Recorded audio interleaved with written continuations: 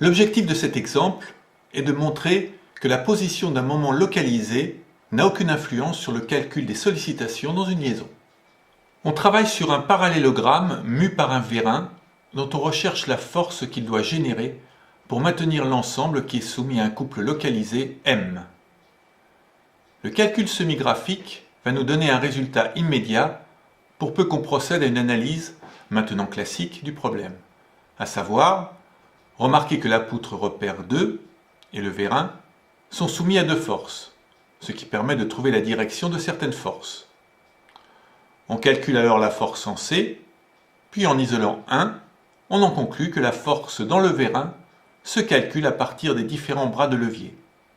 Ce qui nous donne force dans le vérin égale M divisé par le bras de levier de C vers D fois bras de levier de B vers A divisé par bras de levier de A par E. Or, le bras de levier de B par rapport à A est égal au bras de levier de C par rapport à D, ce qui simplifie l'équation. Il est intéressant, à titre d'exercice, que vous retrouviez le cheminement de l'établissement de cette équation. Et puis si vous n'y arrivez pas, n'hésitez pas à me poster des commentaires. La construction de l'esquisse ne pose aucun problème. L'indication du moment n'est pas nécessaire pour le calcul. Seul le point d'application suffit, bien qu'on ait vu précédemment que sa position n'influence pas le calcul. On mesure les différents bras de levier.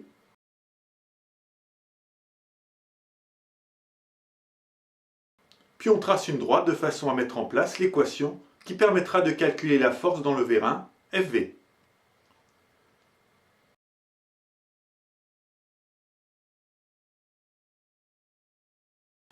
Là encore, si on modifie la position du vérin, on détermine instantanément les réactions aux liaisons après une mise à jour de l'équation.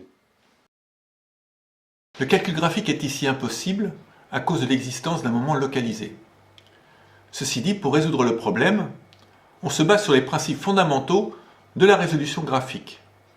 Preuve qu'il faut maîtriser ce concept si on veut aborder le semi-graphique.